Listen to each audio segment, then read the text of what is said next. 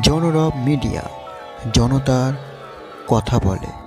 নমস্কার, জনরব মিডিয়া থেকে শুক্লা গাঙ্গুলি। আজ 17ই এপ্রিল 2026।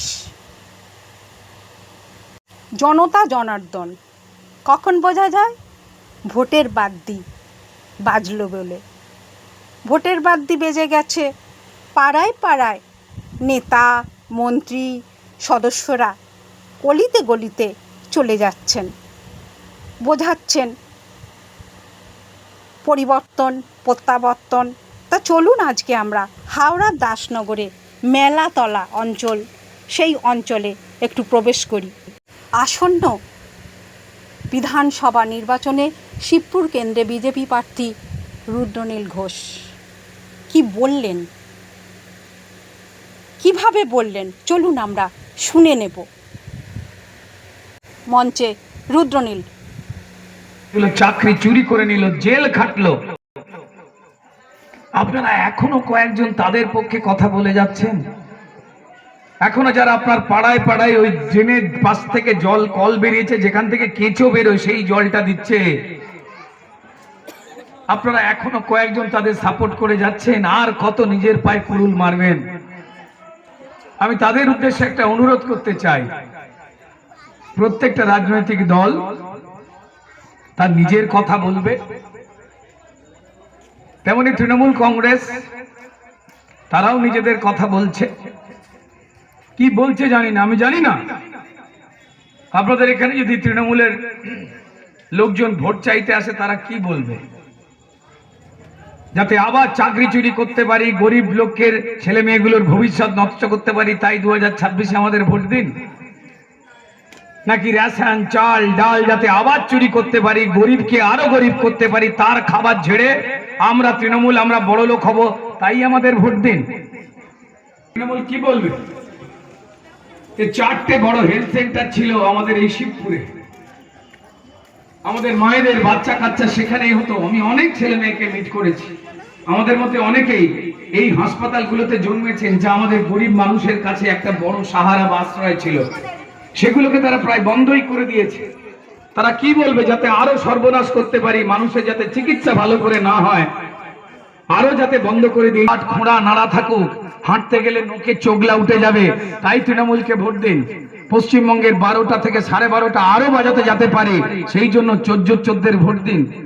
কি বলে ভোট চাইছেন আপনারা জানি না। আমি যারা আমার এই এলাকার মায়েরা বোনেরা রয়েছেন, দিদিরা রয়েছেন, বাবা কাকারা রয়েছেন, তাদের কাছে প্রশ্ন করছি, বৃষ্টির জলে আমাদের শিবপুরে শুধু 10টা ওয়ার্ড নয়, প্রত্যেকটা ওয়ার্ড, প্রত্যেকটা কোন অধিকাংশ জায়গায় রাস্তা খারাপ। ঠিক আপনাদের যার সমস্যা, খাবার জল নেই, থাকলেও সেটা টাইমে আসে না, এলেও সেখানে নোংরা জল পড়ে, কোথাও আপনাদের এখানের মতোই কেঁচো টেচো বেরোয়। এগুলোই আমরা চাই, নাকি আমরা এগুলোর পরিবর্তন চাই? লুট করছে প্রত্যেক মুহূর্তে গরিব মানুষের জন্য। কেন্দ্র সরকার যে আবাসের ঘর পাঠাচ্ছে, সেই ঘর তৃণমূলের নেতারা ঝেড়ে দিয়ে নিজেরা 20,000 30,000 টাকার কাঠ বানিয়ে নিয়ে একে টাকা দিচ্ছে। যে গরিব মানুষগুলোর ঘর পাওয়ার কথা, সেই ঘর তারা বাইরে কেউ পাচ্ছেন না। সমর্থন করেন তাদের নিশ্চয়ই পরিবারগুলো ভালো রয়েছে। আমি তো এই অঞ্চলে ঘুরে আলাদা কোনো বাড়ি দেখতে পেলাম না যে সুন্দর একটা রাজপ্রাসাদের মতো বাড়ি হয়েছে, সুন্দর পরিবেশ, সামনে ফুল গাছ হয়ে গেছে। হলে নয়, ঠিক আছে, তৃণমূলকে সাপোর্ট করতেন, ঠিক আছে। জনরব পত্রিকার ডিজিটাল মাধ্যমের জন্য রুদ্রনীলকে যে প্রশ্ন করা হয়েছিল, তিনি কি উত্তর দিলেন, তিনি কি ভাবছেন, জনতার জন্য কি দিশা দেখাবেন, সেই প্রশ্নই রুদ্রনীলকে করা হয়েছিল। উত্তরে যা বলল, যে দিশা তিনি দেখালেন, দর্শকদের জন্য তুলে ধরা হলো। দেখুন, আপনাদের মিডিয়ার মাধ্যমে সবাইকে নমস্কার জানাই, নববর্ষের শুভেচ্ছা জানাই। তৃণমূলের উন্নয়ন আমরা দেখেছি, হাড়ে হাড়ে টের পাচ্ছিও। সারা পশ্চিমবঙ্গে, বিশেষ করে আমাদের হাওড়ায় তথা শিবপুরে 10টা ওয়ার্ডের সবকটা ওয়ার্ডে যে কি উন্নয়ন করেছেন, উন্নয়নের ড্রেনের জল ছলাচ্ছল হয়ে গেছে মানুষের বাড়িতে। ঘরের ভেতরে ড্রেনের জল, পাঁকের জল, সেই জল আবার একা নয়, মশা টশা নিয়েও ঢোকে। রোগ জীবাণু নিয়েও ঢোকে, কেমন? এবং আমাদের যারা বয়স্ক মানুষ রয়েছেন, যারা বাচ্চারা রয়েছেন, তাদের প্রত্যেকের জীবনটাকে খতম করে, ক্ষতবিক্ষত করে, অসুস্থ করে।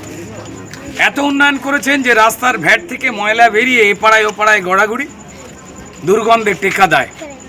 এত উন্নয়ন করেছেন যে রাস্তাগুলোকে খারাপ করে রেখে দিয়েছেন, মানুষ হাঁটতে গেলে নোকের ডগা উঠে যায়। এত উন্নয়ন করেছেন, ড্রেনগুলোকে পরিষ্কার না করে রোগ জীবাণুর ডিপো বানিয়ে রেখে দিয়েছেন। এত উন্নয়ন তৃণমূল করেছে এই 15 বছরে হাওড়া শহরে, যেখানে মেন রোড গলিত জলে ভরে থাকে। শুধু তাই নয়, যে যে জলা জমিগুলো ছিল সেগুলোকে কনভার্ট করে অবৈধভাবে বুঝিয়ে সেখানে বাড়ি বানিয়ে মাল বানিয়েছেন তৃণমূলের নেতা, মন্ত্রী, কাউন্সিলররা। এত উন্নয়ন তারা করেছেন যে এই শিবপুরে প্রায় 3-4টে হেলথ সেন্টার ছিল, যেখানে প্রসূতি মায়েরা তাদের সন্তানের জন্ম দিতেন নির্বিঘ্নে। সেই হাসপাতালগুলোকে দেখলে এখন মনে হবে হানাবাড়ি। সেখানে এখন পেট খারাপের ওষুধ দেওয়ার জন্য 2-1টা লোক লাগিয়ে রেখে দেওয়া হয়েছে, খোলা তো এটা বলবার জন্য। ক্যামেরাতেই দেখে নিন। এই উন্নয়ন থেকে মানুষ বলছে অনেক হয়েছে, বাপু আর চাই না। 15 বছর ধরে বলে বলে, এমনকি সবথেকে বড় কথা, যারা তৃণমূলকে ভোট দিতেন তাদের সঙ্গে তৃণমূল এই প্রতারণা, এই বেইমানিটা না করতে পারত। যারা তৃণমূলকে ভোট দিতেন তাদের গলির মধ্যেও বৃষ্টি হোক না হোক, কখনো গোড়ালি জল ড্রেনের, কখনো হাঁটু অবধি জল, বেডরুমে জল ঢুকে যায়। এই উন্নয়নটা তো নাই করতে পারতেন, বেইমানির উন্নয়নটা। যে গলিগুলো আপনাদের ভোট দেয়, আপনাদের দাদাগিরি করে যে নেতা মাস্তান, তার বাড়ির সামনে এমন মশা, ছেলে চড়ে সাইকেলে কিংবা মোটর সাইকেলে, আসলে 3টের পর থেকে মশা এসে হেলিকপ্টারের মতো তাকেও চাগিয়ে নিয়ে বেরিয়ে যায়। ভাই, এই উন্নয়ন থেকে বেরোতে চাইছেন হাওড়ার মানুষ, শিবপুরের মানুষ। আগে তৃণমূলের হামলা গুন্ডামির ভয়ে তারা কিছু বলতে পারতেন না, এখন ঝাঁকে ঝাঁকে লাখে লাখে মানুষ জড়ো হচ্ছেন, আর গুন্ডারা দেখছে আমরা 5 জন আর মানুষ হয়ে গেছে 5 লাখ। আপনি কতটা আশাবাদী? মানুষকে জিজ্ঞেস করুন, আমার কিছু বলবার নেই। কারা চোর মানুষ তাই জানে, কারা বারবার এই 15 বছর ধরে কথা দিয়ে মানুষের কথা রাখতে ভুলে গেছে তা মানুষ জানে। তাই মানুষ ঠিক করেছেন 15 বছর ধরে যেগুলো একটু একটু করে কাজ করলে মানুষের জীবন এতটা দুর্বিষহ হতো না। লাখে লাখে ঝাঁকে ঝাঁকে মানুষের চাকরি এরা চুরি করেছে, বেকার বানিয়েছে, কলকারখানা বন্ধ করে দিয়েছে। বারবার মানুষ বলেছে সাহায্য চাই। মানুষের ট্যাক্সের টাকাই মানুষের জন্য খরচ হয় না, আবাসের টাকা গরিব মানুষরা পান না।